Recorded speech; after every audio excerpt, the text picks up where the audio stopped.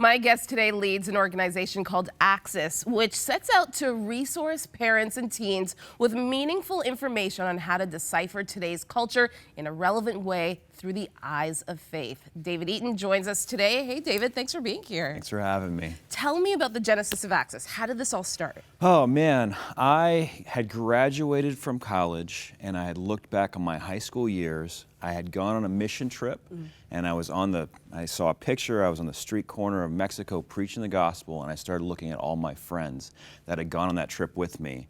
And I just saw them, they were doing incredible things in the world, but one thing had massively changed. They were all atheists, or the ones that I was looking at in the picture. And so to me, that just blew my mind, and I said, something has to change. So we started saying, what could we do to translate the gospel to Western teenagers? According to the Pine Tops Foundation, over 42 million teens will leave the faith by 2050. Wow.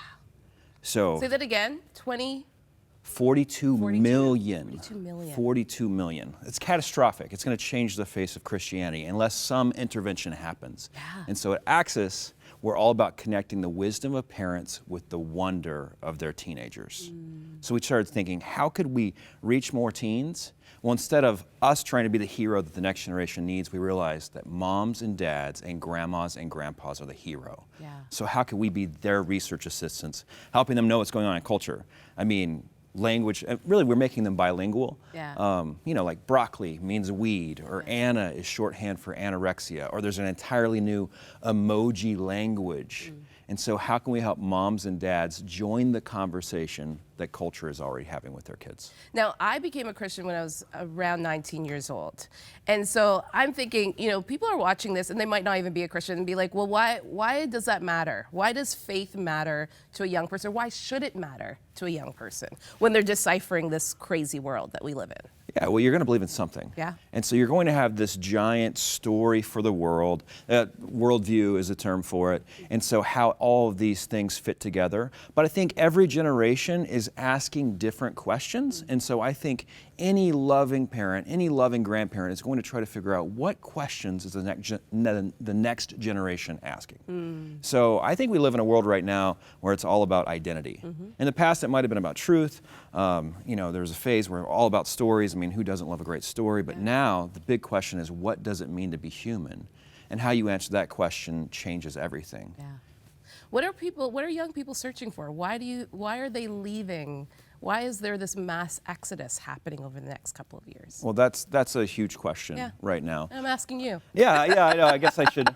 Yeah, I think their core issues, their core questions are not being answered. I think when it comes to the church, they're trying to say, is the church for me? Yeah. I think the way that they interpret and think about the world, I mean, they're getting married later, and so what does it feel like to be a single person in church? Right. And then when you're in church, I mean, especially when you're in church when you're younger, and then you leave and there's this transition that happens, you go to college, it's really hard to say, when you're in high school, the whole world is all about making your life easy. It tells you what to do, and then when you go to college and when you leave, you're on your own. Yeah, it's about the customers that you're serving at your business and trying to figure out, hey, how do I integrate into this church right now? And then really, is this really answering the questions that I'm deeply longing for and asking? What are some of the number one questions that you're getting from parents? Oh man, parents, it's all about the smartphone right now. Yeah. I mean, there is just so much. I mean, one dad says we spend $3,000 to $4,000 a year on our family's devices, only to get in a yelling match once a week. Or to ignore each other. Right. Oh yeah. Or there's even like the way TV's laid out is like you can watch. It's not designed for the whole family to watch together. Yeah. It's like your kids can watch their shows on their phones or their tablets, or you're watching sports on TV, or, mom's looking at Pinterest or whatever. So I think there is that division there. And the real question is like, what do I do with my smartphones? But then they're starting to think of like, well, what about sexting? I hear that might be a thing, or I just don't feel like I understand the world of my teens. And what happens when you don't understand the worlds of your teens is you become silent. Yeah. And that's the last thing your kids need. They need a listening ear, and they need someone who knows their language. I mean, you live in the same geographic area, but you live in completely different worlds. Would you say that's one of the biggest mistakes we as parents make, is the silence? I think one of the biggest mistakes you make is listening, and not listening in a judgmental way. So I think it's good to just listen and try to understand with curiosity, awareness, and kindness. Yeah. So how do you just listen to that and then realize, hey, you live in a different world than I do. So I want to understand why you care about what you care about. And so I think that's the great kind of first step, as I said, joining the conversation. I mean, we have a resource called the Culture Translator.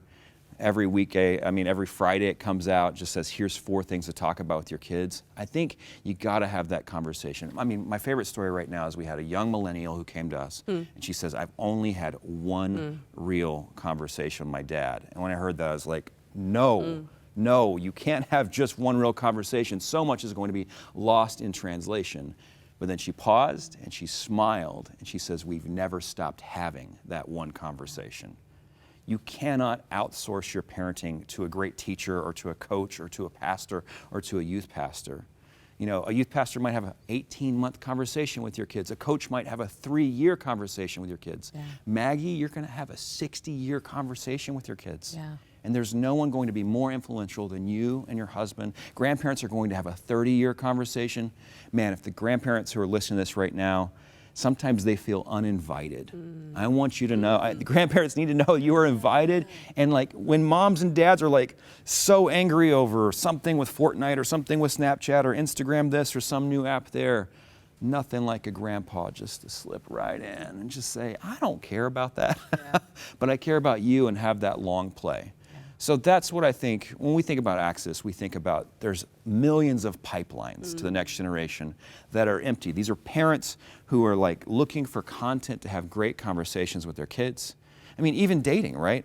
When we were kids, 80% of us dated. The current generation, 50% of them are dating. Yeah. It's just a different world of interacting. We're going to talk about some of these hot topics, right? So Hey, I was telling you in the green room, my 12-year-old was talking about vaping the other day. He heard of somebody who got caught vaping in their school washroom. Let's talk about this whole thing of vaping, and it's new, right? Like, and kids are feeling like, oh, it's not harmful. It's not a combustible cigarette. It's not a big deal. It's different than cigarettes. Break this down for us, David. It is different than cigarettes because you don't smell like cigarettes after you smoke it, and you don't necessarily know what you're smoking. And so vaping is it's a way of consuming water vapor.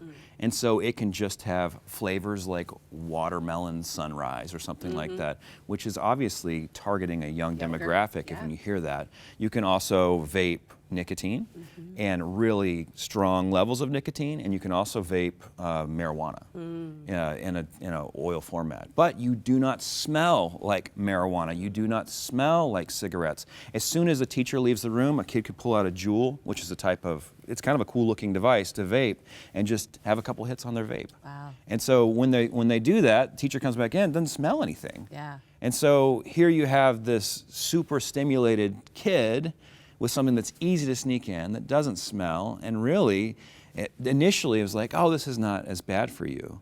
But now there's starting to be reports saying, hey, watch out, watch out.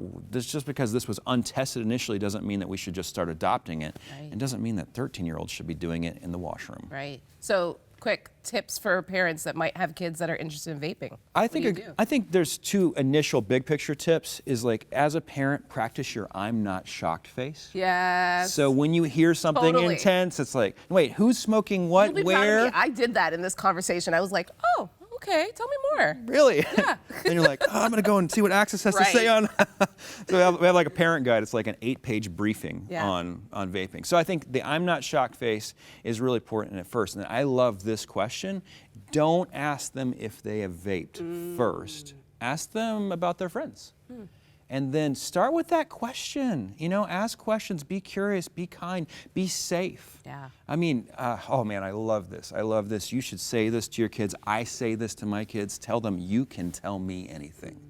They need to know that over and over and over again. And every now and then say, you can tell me anything. And then you put a little aside, I'm going to be fair, I love you. And so that they feel safe enough to listen to what you have to say, because you want to connect your wisdom with their wonder. Awesome. Oh, this is so good. So David Eaton, you are joining us every month. You're going to be one of our contributors. We're going to have a great segment called The Culture Translator, where you're going to be doing just exactly that, breaking down some of these current cultural trends and how parents need to wade through these issues. So stay tuned for more of David Eaton in the months to come. Stay with us. We'll be right back.